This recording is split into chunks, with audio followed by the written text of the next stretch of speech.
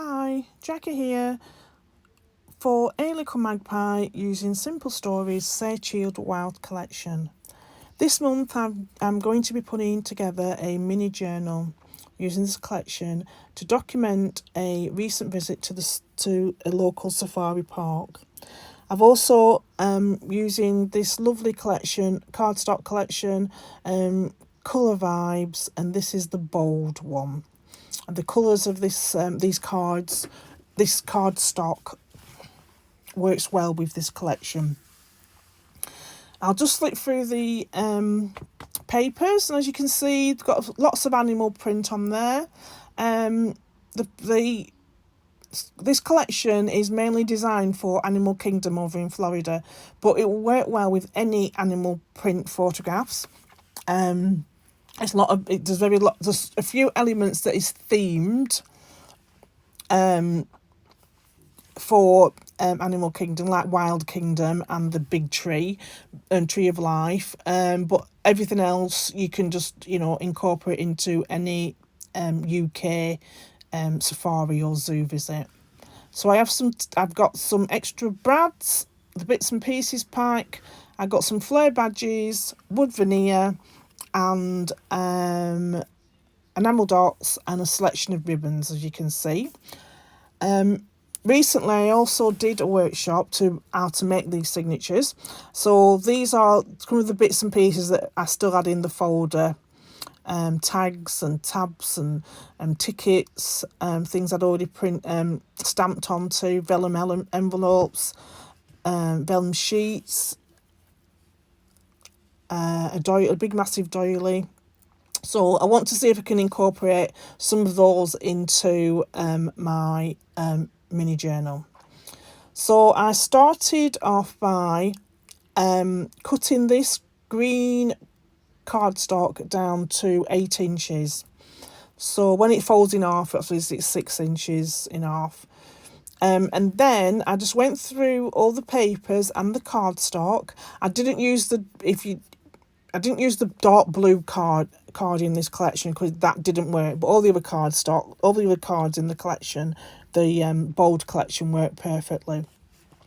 Then I just went through all the papers and I literally just cut down various sizes, just making sure that each page was less than 8 inches high.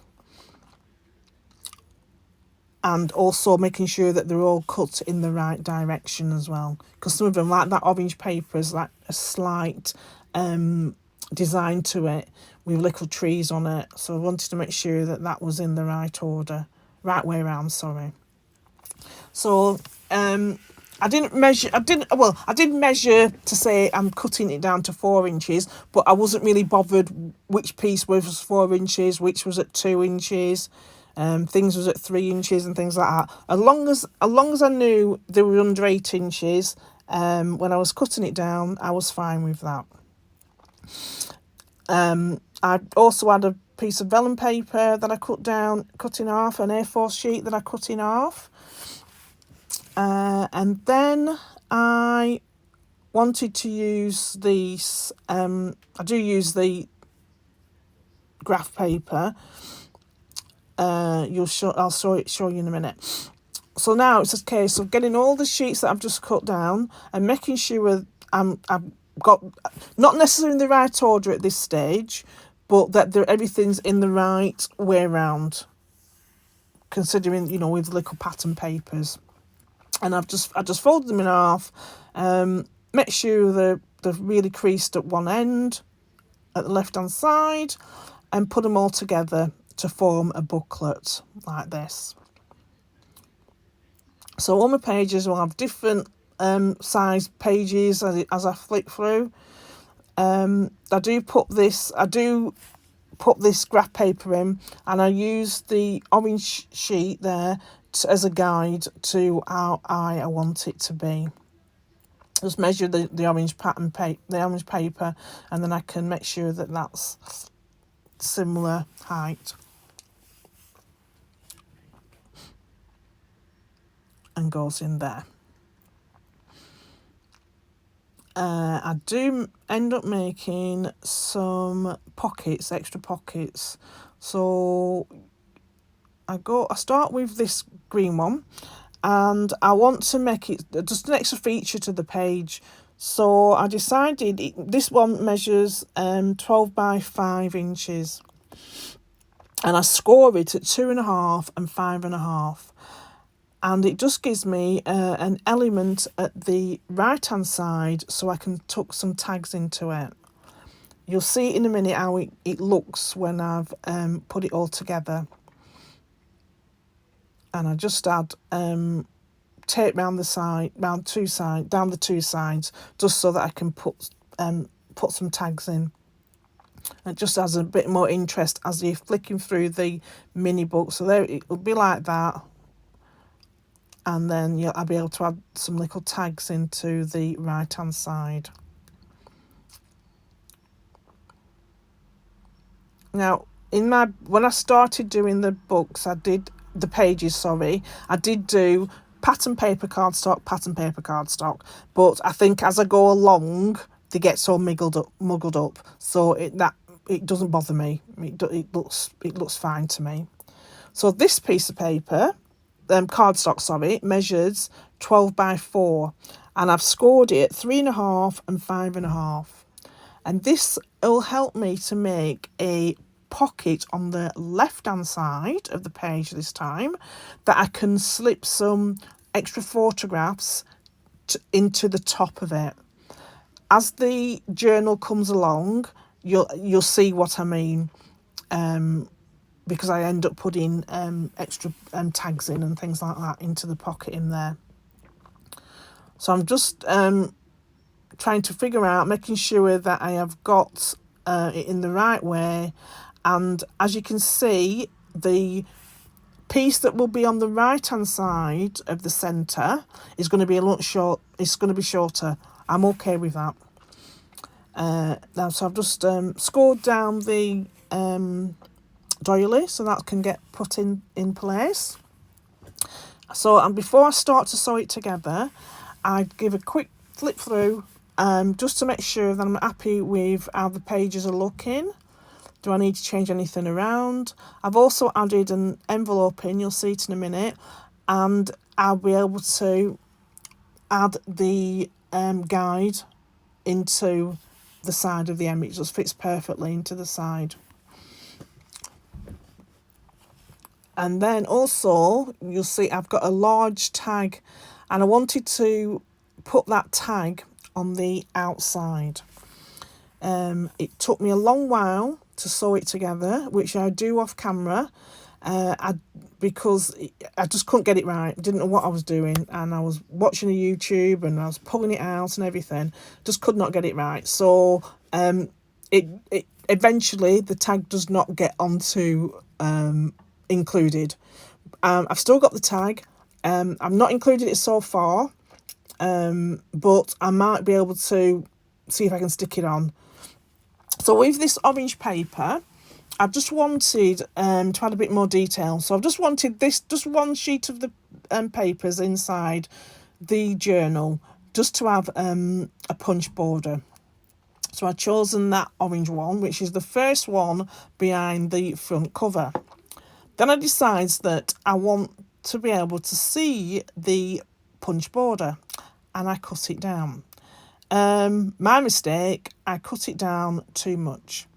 I think it's too much. As I'm doing this voiceover, I've not rectified that, but I will do. I'm not sure whether to put ribbon there or whether I'm going to put some more pattern paper or another punch border strip. I'm not sure, but instead of cutting about 1 centimetre off, I cut 1 inch, and it's just too much. So you see, it's all sewn together now. I do go off camera and I do cut down all the papers on the right hand side so that there's no overhang. So here I'm just putting tape to the bottom and the side of this flip out, so that will form a housing for some tags later on in the video. And then the back one I've just put into down the two sides, and that will, I'll just be able to put some little tags in there, or journaling cards. Here I'm still trying to figure out how I'm going to put the that tag on the outside. Now I went through some of my L Studio journaling cards, which I thought might work well with this collection, and I wanted to make a flip out. I think that's what you call it. So using the 4x3 elements, I cut out the top one. I scored down 2 of the 3x4 cards, and I cut the last card off. Now this took me a while to figure out how I was going to do it. So basically I wanted it to flip out and flip up. I'd done a journal like this several years ago, and I'd done this flip out part. I wish I'd written down the instructions of how to do it, because it took me ages, forever, trying to figure out how to do it. So I've left it in here to say that all these things, you know, it looks easy. Well, it's not easy. It looked easy. It does look easy, but it took me a while to figure out which way I wanted the cards to go up, where to put the tabs, so I had that flip up, where to put the journaling cards and things like that. So you can see how I'm figuring it out is how to put the flip up part element to it, and where do I need to stick everything down. As I did a lot of this video in one take, so that's why you see my desk is a mess, because I just got into the process of working on this mini journal. I forgot to stop the recording and tidy my desk up, so I apologise for everything being all sponged up. And as I'm doing a recording, I couldn't sort of stop and start it all again, because I only had 1 sheet of paper. So here I am. So let's get back. Here I am trying to figure out where to put the tape. So I figured out where I need the tape to go, and where the journaling card needs to be, how the journaling card needs to be as well, because I want to make sure that the journaling card design is in the correct format, so it's not upside down. So that again, I'm trying to figure out where does it go? Does it go on that side? Does it go on this side? Do I stick them both together? Do I stick them back to back? What do I actually do to make sure that I can have that flip up, the pull out, as well as the flip up? So I've got part of it stuck together. I realise that I need to stick the tab for the flip up to the actual flip out bit. I don't think that makes sense, but you'll see how the process goes. So here I am, I've just worked out that yes, I need to put that like that, and then that'll flip up and that'll flip out. So I'll just put them all together.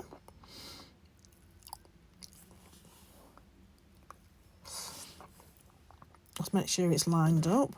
I do have to trim some of the journaling card down, because it's slightly bigger than the 3x4 element sheet. So I'll just trim it down to make sure that it does sit nicely in the journal and it's easy to flip up. It doesn't bend and things like that. So I add the second tab to the top, and then that is going to be put on there. So I'm just gonna trim it down around the sides. Again, I'm still trying to figure out, have I got this right? I'm gonna pull out, and so I need a second journaling card to go over the back of the Elmer Mickey hat thing that's there. So I want that covered up as well. So I've got the journaling card inside, but now I need to cover over that element there. So again, I get another journaling card. So this is how it's going to be in my book. So you're going to flip it out, flip it open, and then you're going to, so you flip it open and then you're going to flip it up as well. So everything's right. So I also, what I do as well as I'm going along is add some post-it notes so that, and put photographs so that as I'm going through my journal, I print the photographs at home and I can see where I want photographs to appear. I do make a mistake and I print some photographs for this section, landscape, and I needed them portrait, but I didn't throw them away. I have used them and I will show you in the next video how I've used them, so they weren't wasted. So now I want to cover that element up that's very much a Disney theme.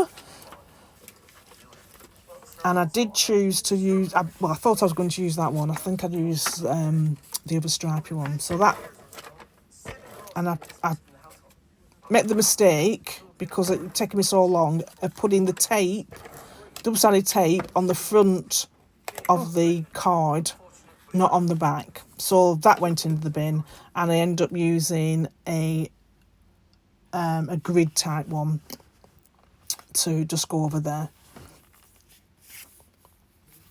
Oh, I was going to use the grid type one, and then I realised that there was still some elements I can use that wasn't really Disney, and I cut apart this one and used it over the top. I think I had to trim this down as well. Right, so I think I double check again and that it's in the right way. I'm sticking it down the right way, and that gets stuck down there. And I think I show you how it should eventually look. Let's just trim it down. So yeah, so it should eventually, when it's in the album, look like this. So here it is where I put the post-it notes on the elements that I want to add photographs to.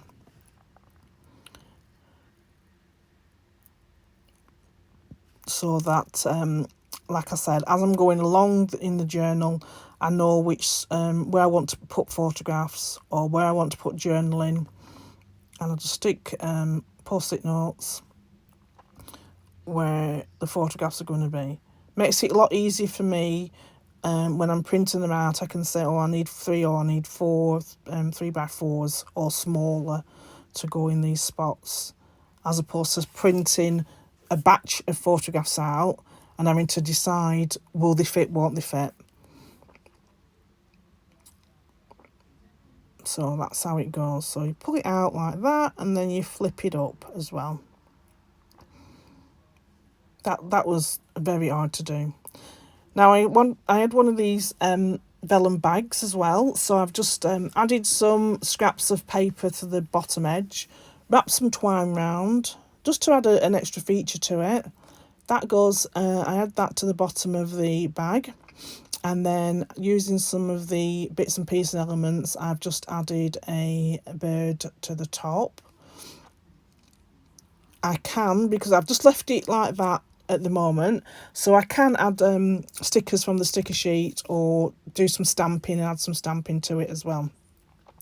So again, with a little envelope, I've just added a bit of scrap paper at the bottom, and using, I think I use the stickers from this one. I just add the sticker to the bottom. Really no reason of what stickers to use, just to use them, and I might put it in my album, in the mini book, sorry, or I might not, but it's just there to do while I'm in the mood to create.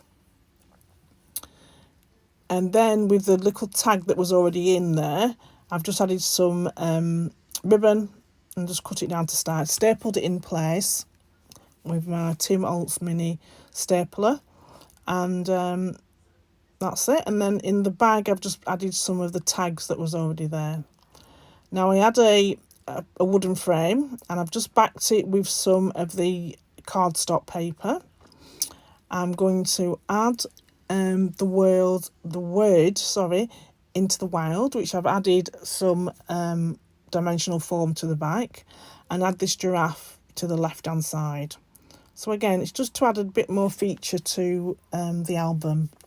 And these are bits and pieces that are ready to go when I actually come round to decorating the album and adding the photographs and things. Just making sure I glue everything down into place. Now, this is it for part 1. I'll be back later in the month with more pages for this album. Thank you.